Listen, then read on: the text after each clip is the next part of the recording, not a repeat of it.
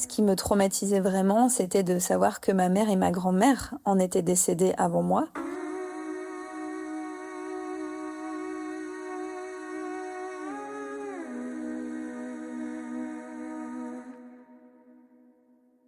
Donc là, j'ai réalisé à quel point, en fait, ma vie n'était qu'une succession de violences que je faisais à mon corps, à mon mental, à mes émotions.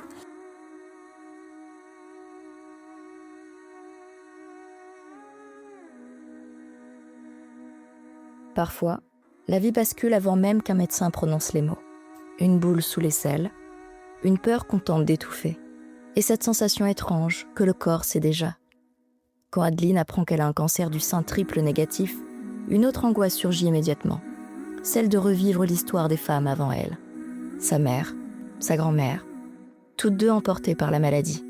Alors commence un combat contre le cancer, mais aussi contre des années de pression, d'épuisement et de silence intérieur. Dans cet épisode d'État d'âme, Adeline Pasteur raconte sans filtre la peur, les traitements, les chimiothérapies, mais aussi cette transformation profonde née au cœur de la maladie. Aujourd'hui, elle ose dire une phrase presque impensable. « Mon cancer, quelle chance !» Je suis Stéphanie Jarry, productrice et animatrice d'État d'âme, le podcast au cœur de votre santé, pour toutes les femmes dont le corps et l'esprit ont été bouleversés. Excellente écoute.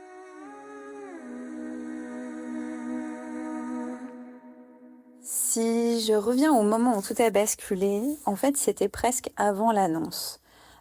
J'ai compris assez vite que j'avais un cancer, même si une partie de moi était vraiment en déni. J'ai senti une boule très dure sous mon aisselle et ma médecin m'a dit que c'était un ganglion infecté. Et clairement, pour avoir vu ma mère et ma grand-mère, mais surtout ma mère, parce que ma grand-mère, j'étais très petite, ma mère aussi avoir un cancer du sein, j'avais bien compris intérieurement que s'il y a un ganglion affecté, c'est qu'il y a quelque chose de pas cool en amont. Et elle avait aussi senti une masse dans le sein, donc en fait, je me suis raccrochée à l'idée que c'était pas grave. Mon conscient s'est raccroché à cette idée. Mais en fait, je savais très bien que c'était grave. Et finalement, j'ai pleuré toutes les larmes de mon corps pendant à peu près 2 semaines, jusqu'à ce qu'on me confirme vraiment que j'avais un cancer du sein triple négatif. Un peu avant l'annonce, justement, quand je pleurais toutes les larmes de mon corps, ce qui me traumatisait vraiment, c'était de savoir que ma mère et ma grand-mère en étaient décédées avant moi. Alors bien sûr, autre époque, autre traitement, autre histoire. Néanmoins, j'ai dû lutter très très fort contre l'idée que peut-être j'étais condamnée à vivre exactement la même chose. Ça m'a demandé un effort surhumain de mobiliser des pensées positives et de me dire que non, je n'étais pas condamnée à suivre exactement le même chemin qu'elle.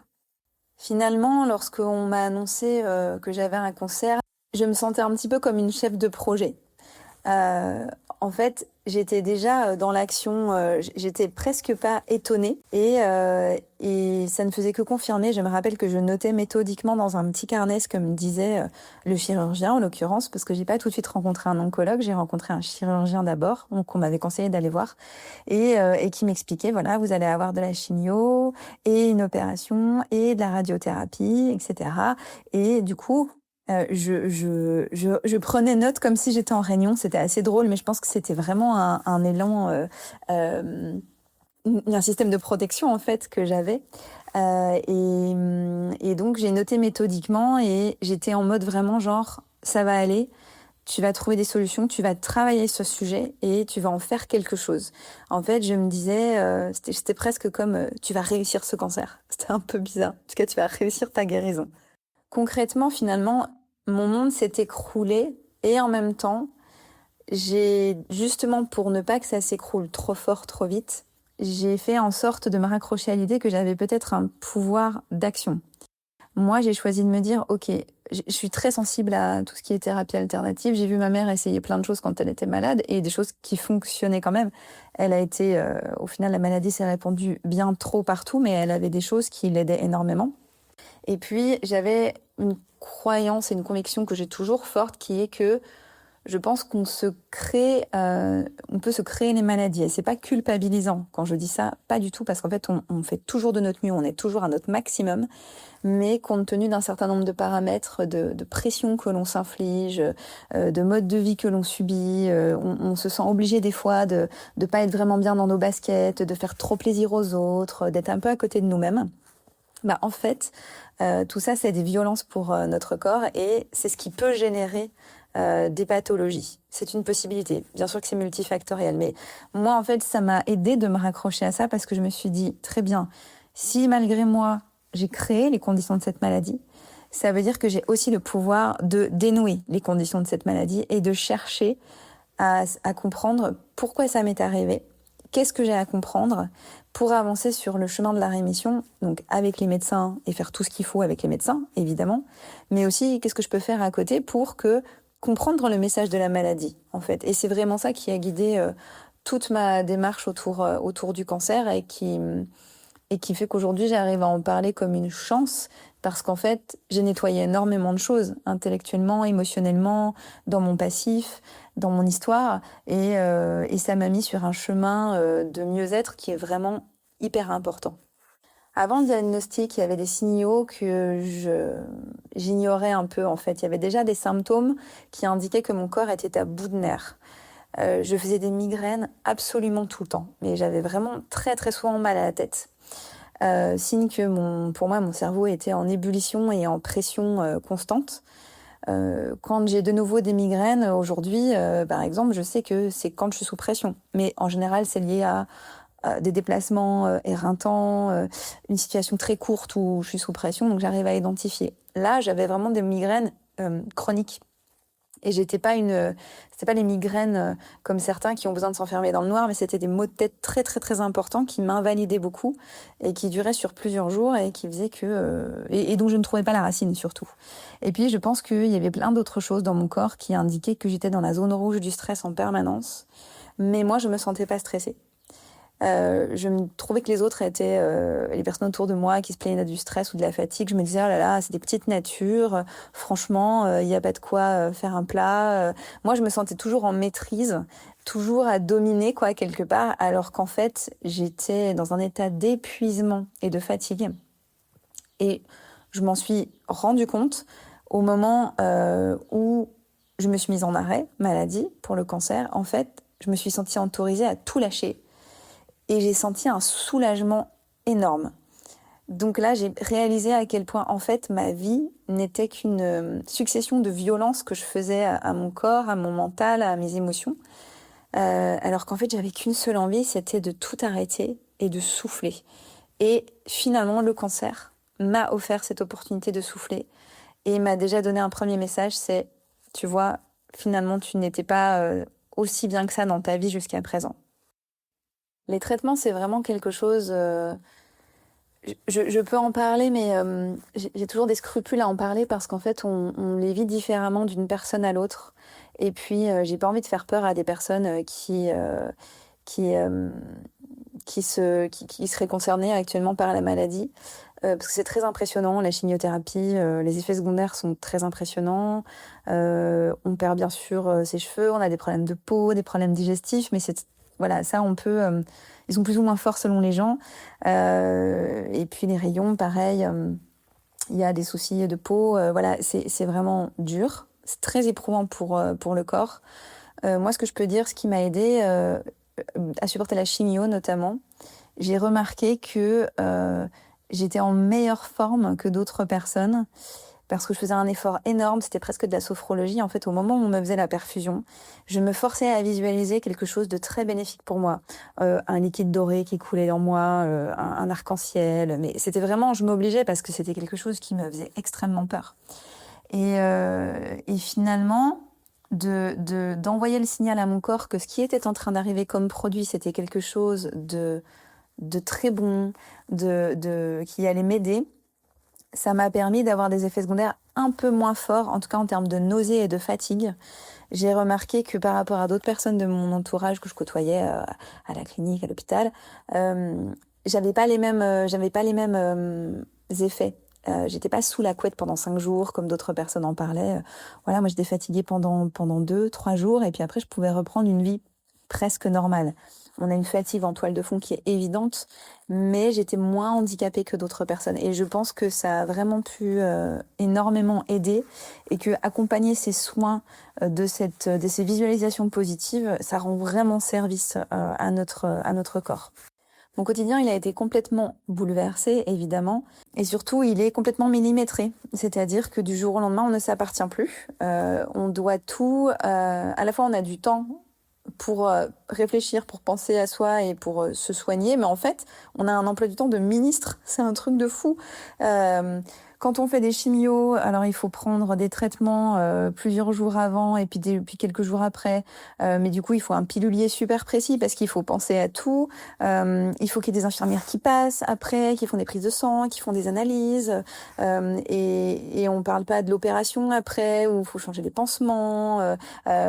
Tout. En fait, en permanence, on est accompagné par des gens. On nous crée notre agenda, on nous dit il faut que tu sois à tel endroit à telle heure pour faire ta chimio, pour passer un examen, pour être en échographie, enfin voilà, il y a plein de choses, et ça c'est à la fois pas évident, parce qu'on aimerait avoir plus de temps un peu indolent pour penser à soi et prendre soin de soi. Et de toute façon, c'est nécessaire de faire tout ça. Mais on est très pris par la main, et ce qui peut être vertigineux d'ailleurs à la fin, peut-être j'y reviendrai après, c'est que au moment où on nous dit bon bah c'est bon, vous entrez dans la phase de rémission, bah, d'un seul coup, faut se réapproprier sa vie. Et en fait, on sait plus tellement comment vivre sans avoir cet agenda qui a été dicté par les médecins. Et c'est un petit peu perturbant au départ.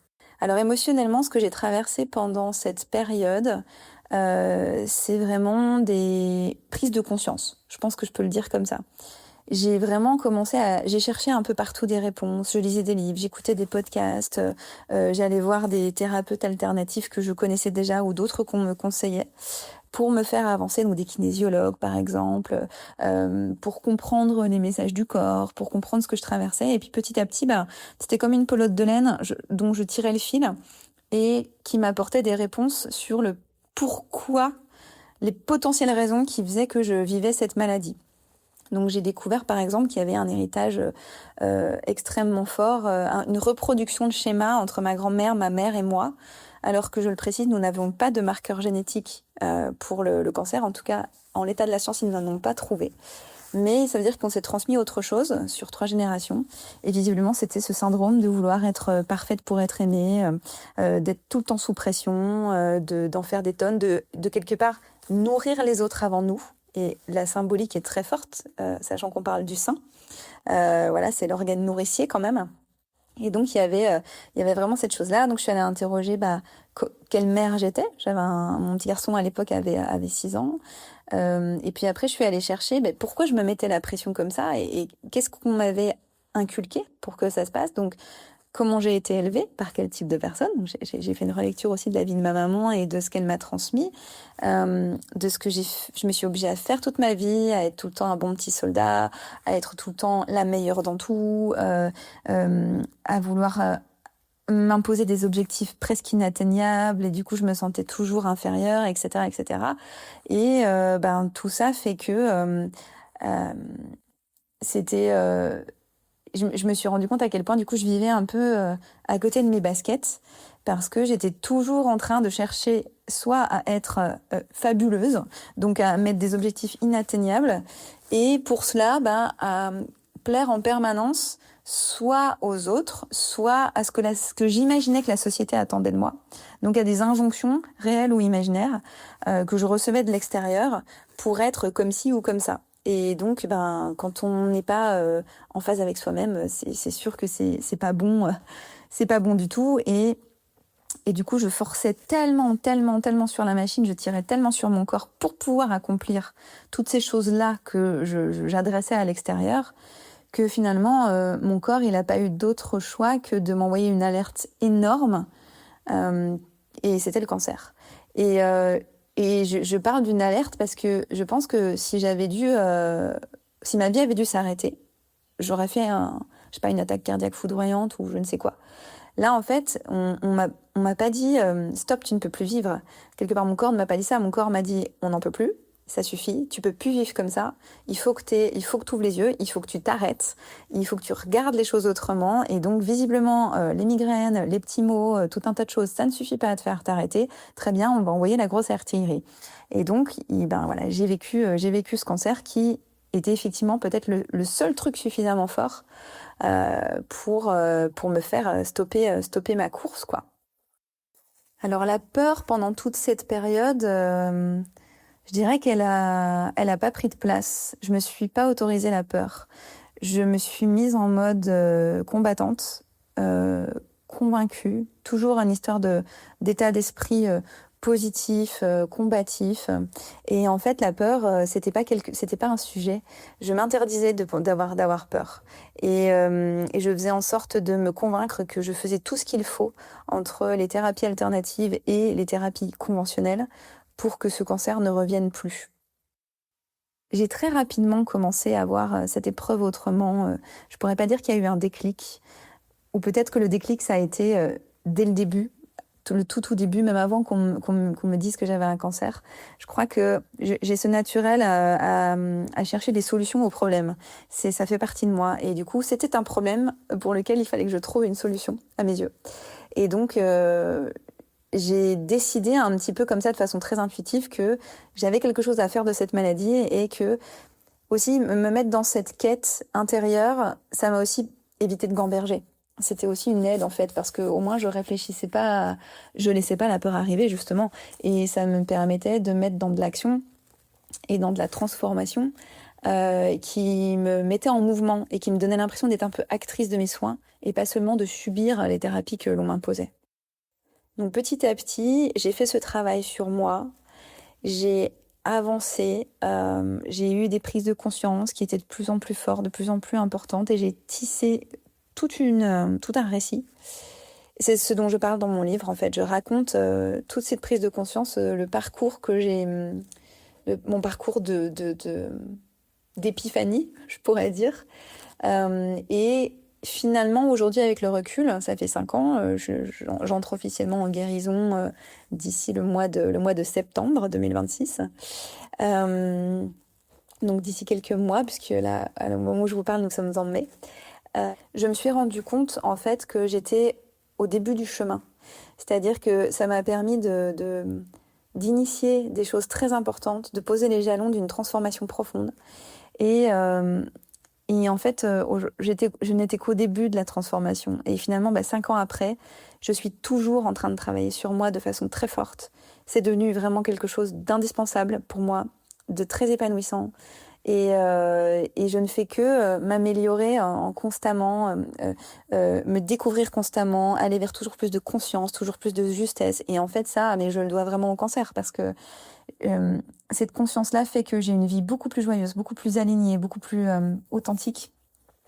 Et c'est une expérience vraiment, vraiment formidable. Parfois, j'ai l'impression que la vie que je menais avant, c'est très flou, en fait, la vie avant le cancer.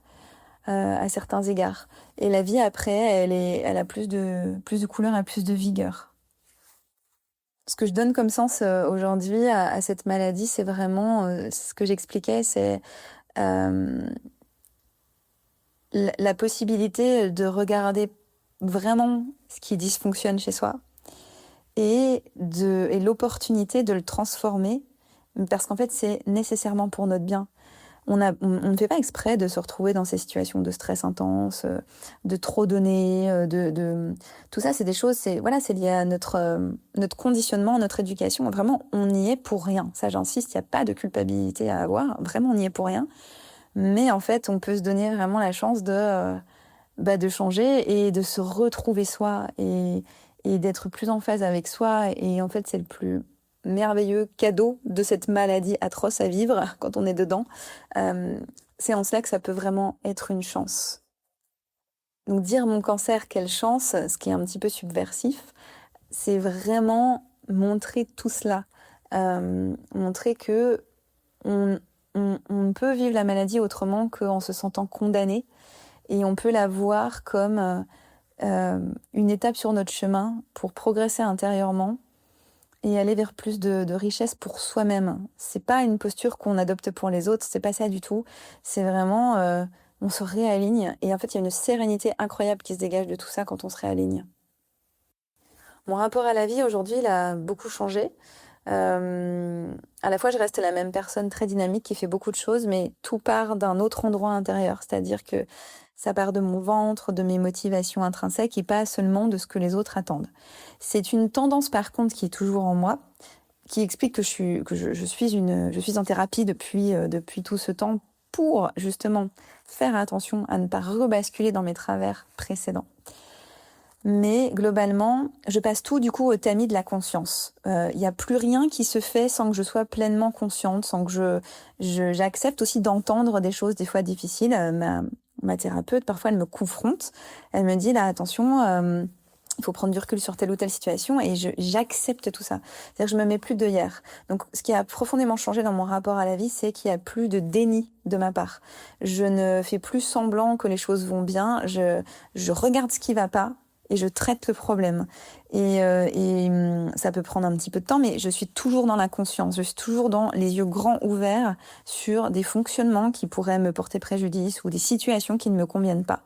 Et je me sors de ces situations-là. Et ça, c'est vraiment précieux. Écrire mon livre, Mon cancer, quelle chance, ça a été vraiment l'opportunité de pouvoir retracer tout ce parcours-là et de me dire, j'espère que des gens vont s'identifier. Et visiblement, c'est le cas parce que les retours des lecteurs et des lectrices, beaucoup de lectrices, me disent qu'elles sont énormément reconnues dans mon parcours et dans ce que je raconte, que ça leur a beaucoup, beaucoup parlé. Et c'est vraiment pour ça que j'ai écrit ce livre, en fait. C'est à travers mon témoignage, très personnel, en fait, ça fait comme un effet miroir et les autres peuvent s'identifier à certaines situations, s'identifier à ce que j'ai compris, à toutes mes prises de conscience et ça les fait cheminer intérieurement. Et donc, j'ai vraiment écrit ce livre pour partager et pour aider d'autres personnes. Ça me tenait vraiment à cœur. Ce que j'ai envie de transmettre aux autres femmes à travers ce livre et mon histoire, c'est un petit peu ce que j'ai dit précédemment, c'est n'ayez pas peur de cette maladie. Traitez-la comme un adversaire, effectivement, sur lequel vous devez avoir de l'ascendant, c'est-à-dire c'est vous qui devez gagner au final. Mais cette maladie, elle a quelque chose à vous apprendre, elle a quelque chose à vous dire. Donc regardez-la, accueillez-la et écoutez le message. Cherchez en vous, creusez en vous, lisez des choses, écoutez des podcasts, rencontrez d'autres personnes, parlez, etc. En général, quand on commence à être un peu en conscience, comme ça, à ouvrir un peu nos chakras, si je puis dire, il y a plein d'infos qui arrivent à nous. Il y a des gens qui vont vous dire des choses, voilà, et ça va vraiment beaucoup, beaucoup vous aider. La femme que je suis devenue, elle est, comme je le disais, beaucoup plus consciente. Pas toujours plus apaisée, parce que je suis pas en train de dire que maintenant je suis un moine bouddhiste et que du coup il m'arrive rien. Il m'arrive encore plein de péripéties, il y a plein de trucs qui m'énervent. Et puis je suis comme tout le monde, j'ai encore vécu 2 décès depuis le cancer. Enfin voilà, il y a plein de choses pas drôles qui se passent aussi, une séparation, un divorce, voilà. Il y a des choses pas faciles. Mais je sens qu'en fait, je suis en pleine possession de mes moyens et je suis dans mes baskets. Je ne suis plus en dehors de mes chaussures. Et ça change tout. Donc si une femme traverse aujourd'hui une maladie comme celle que j'ai traversée, j'ai envie de lui dire, il y a de l'espoir, il y a beaucoup d'espoir. Et même tu peux te créer une vie encore plus belle et encore plus riche que celle que tu avais avant. Et ce cancer peut vraiment être le début d'un nouveau chapitre de ta vie. Donc il faut que tu aies confiance. C'est vraiment, ça peut vraiment être quelque chose de chouette. Et c'est tout le bien que je te souhaite également.